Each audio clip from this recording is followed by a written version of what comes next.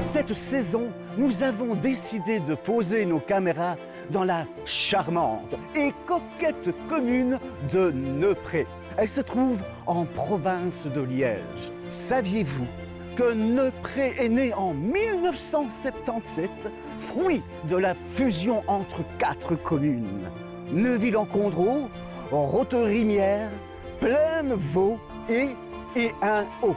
Vous allez découvrir des sites formidables, car cette commune de Neupré regorge de pépites architecturales. Toutes ces visites se feront en compagnie des enfants du conseil communal. Et il me reste une chose à vous dire, suivez-moi.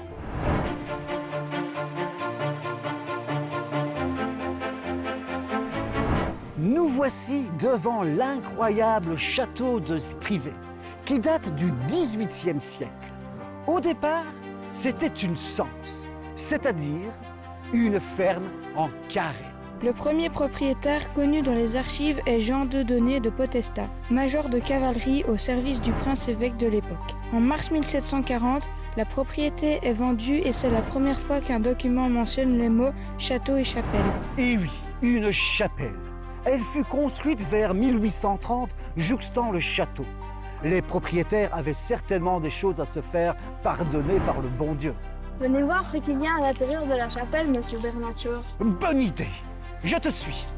De construction simple mais coquette, cette chapelle trône comme un aiglon dans le petit hameau de Strivet. C'est seulement en 1912 qu'elle fut reconnue comme édifice du culte en annexe de l'église de Plaine-Vaux. Elle est dédiée à Sadona qui protège de la foudre. Revenons au château.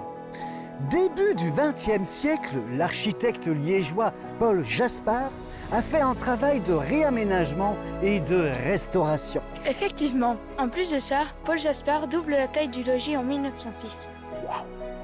On retrouve également un parc à l'anglaise avec écurie du style villégiature du début du XXe siècle. Sais-tu que sur la porte, le B veut dire Bernatchez et le M merveilleux? Mais non, pas du tout. Il s'agit du B de monsieur Albert Braconnier, propriétaire jusqu'en 1968, et du M de Fina Mouton. Ça va Thomas, pas besoin de monter sur tes grands chevaux, c'était juste une boutade.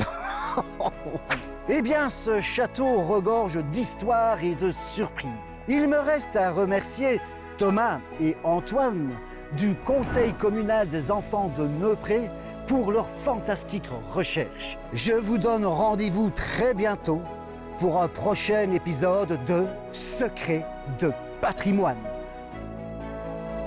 Mais ça va, qu'est-ce que vous faites? Dites pourquoi, hein?